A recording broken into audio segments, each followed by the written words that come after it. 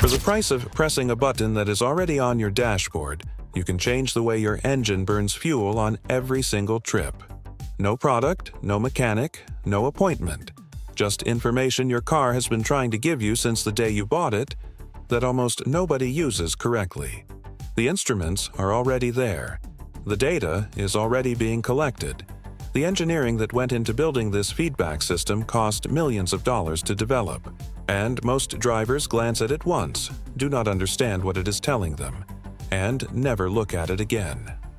Studies on driver feedback systems consistently show that drivers who actively monitor real-time fuel economy displays reduce their consumption between 5% and 20%, depending on their prior driving habits and how aggressively they respond to the data. That range is real.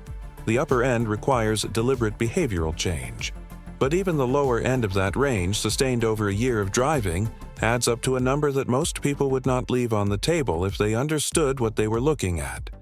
And the reason most drivers have never heard of it is not because it does not work. This technology did not begin as a consumer convenience feature. Real-time fuel consumption feedback has roots in commercial and fleet vehicle instrumentation going back decades. Long-haul transport operators and fleet engineers understood early that driver behavior, not vehicle condition alone, was the largest variable in fuel costs across a fleet running identical equipment.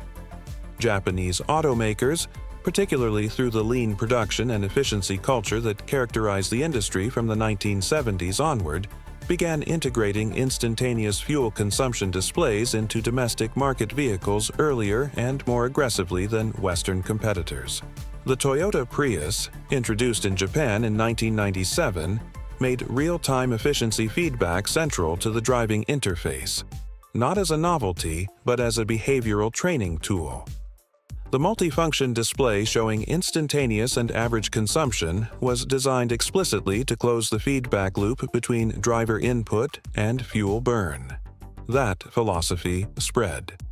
By the mid-2000s, real-time consumption displays were appearing in non-hybrid vehicles across Japanese domestic market lineups. The engineering rationale was documented in SAE technical papers and automotive human factors research. When drivers receive immediate, accurate feedback on the fuel cost of their inputs, they self-correct. The display is not decorative. It is a behavioral instrument. Here is why you are not told to use it properly. A display that trains you to drive more efficiently reduces your fuel consumption. Reduced fuel consumption means fewer fill-ups. Fewer fill-ups means less revenue for fuel retailers and, indirectly, less urgency around the service intervals and fuel system products that dealerships and parts retailers sell. Nobody suppressed this information. The economics simply ensured that nobody had a strong financial incentive to explain it clearly.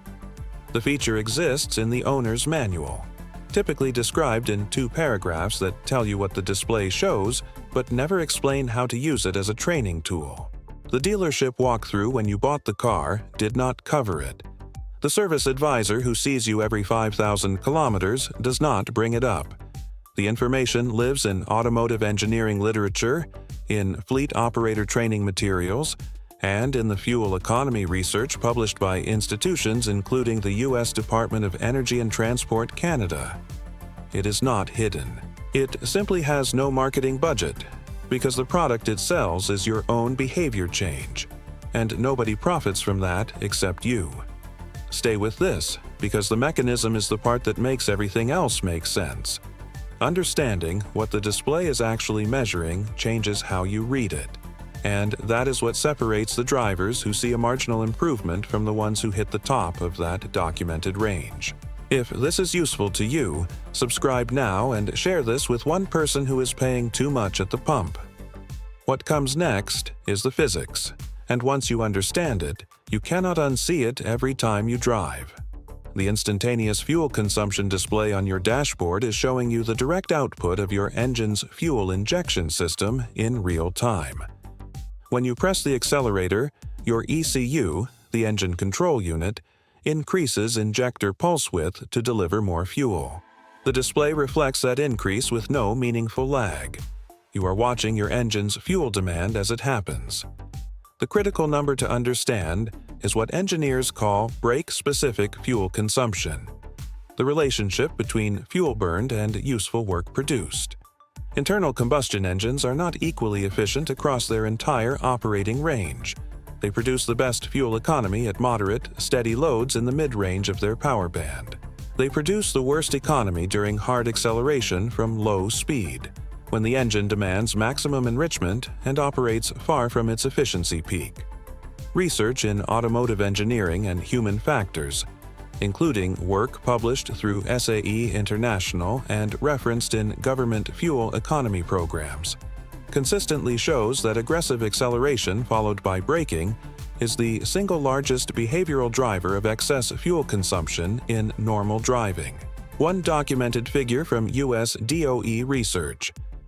Aggressive driving can lower highway fuel economy by 15% to 30% compared to smooth, anticipatory driving on the same route.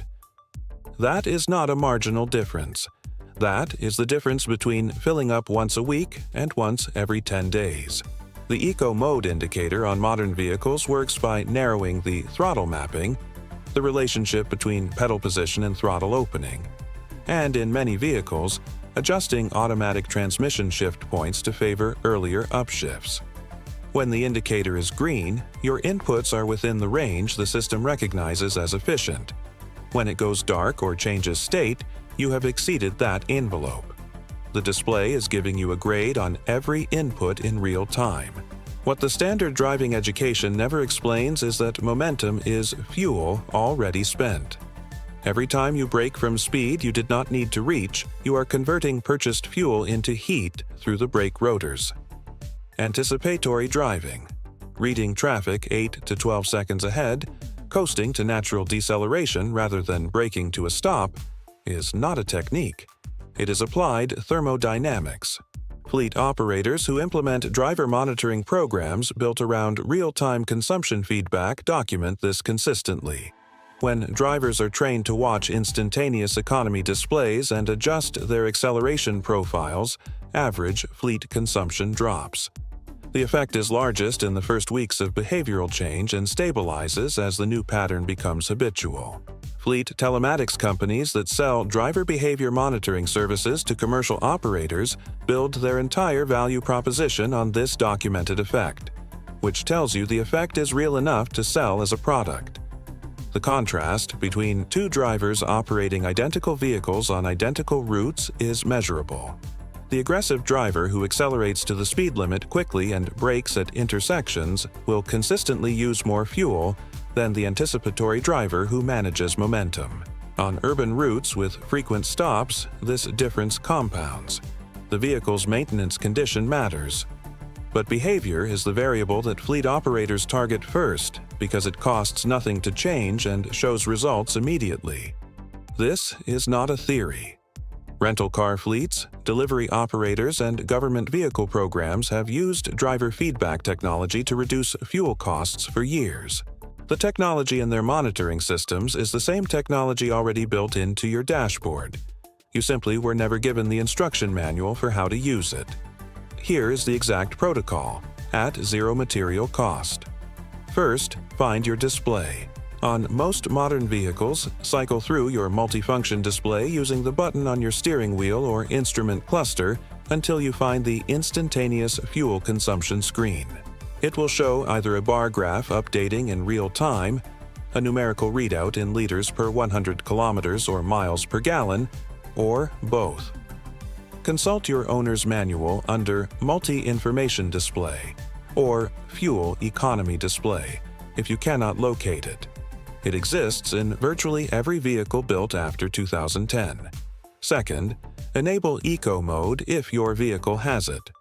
On most vehicles, this is a dedicated button on the center console labeled Eco. Press it before you begin driving. On vehicles without a dedicated button, the same effect can be achieved by selecting a driving mode through the Drive Mode selector. Choose the most conservative option available. This remaps throttle response and, on automatics, biases shift logic toward fuel economy. Third, use the display as active feedback during your next 5 drives. Your goal is to watch the instantaneous consumption spike during acceleration and to minimize how high and how long that spike runs. Smooth, graduated acceleration, bringing the vehicle to speed over 10 to 15 seconds rather than 3 to 5, keeps the engine in its efficiency range and prevents the enrichment spike that hard acceleration demands. Fourth, practice momentum management. On approach to a red light, a stop sign, or slowing traffic, lift off the throttle early. In a fuel-injected engine at speed with the throttle closed, most modern vehicles go into fuel cut, zero injection, while engine braking provides deceleration. Your display may show this as maximum economy or zero consumption. You are decelerating for free. Within 2 weeks of consistent application, your average consumption display will reflect the change. The behavioral shift typically takes 2 to 4 weeks to become habitual. The technique requires no reapplication. The only interval is your own attention. Total material cost, $0. Total time to activate, 2 minutes. The equivalent gain from a fuel system service at a dealership. Typically advertised at $80 to $150. With documented real-world economy improvement that is, in most cases, smaller than what sustained behavioral change produces. The feedback loop between driver input and fuel consumption has been understood since the earliest days of fuel injection engineering. When electronic fuel injection became standard through the 1980s, engineers had the data. Fleet operators had it by the 1990s. Japanese automakers built the display into consumer vehicles because the engineering culture that produced the Prius understood that the human behind the wheel is part of the system. That knowledge traveled from industrial applications to fleet management to consumer instrument clusters. It has been sitting in your dashboard, waiting. The gap between what the engineering community documented and what the average driver was taught to use is not the result of a decision. It is the result of no one having a financial reason to close it. That gap is closing now. If this changed how you will use your car tomorrow, subscribe. Because every video on this channel is built on the same principle. Real data, real technique. No product to sell you. Share this with someone who is filling up too often and wondering why. And in the next video, the one fluid in your drivetrain that has a documented effect on parasitic drag that almost every service interval in the Western market replaces too early, and that the difference in specification between what your OEM fills from the factory and what the service manual tells you to refill with is a real, documented gap worth understanding before your next service appointment.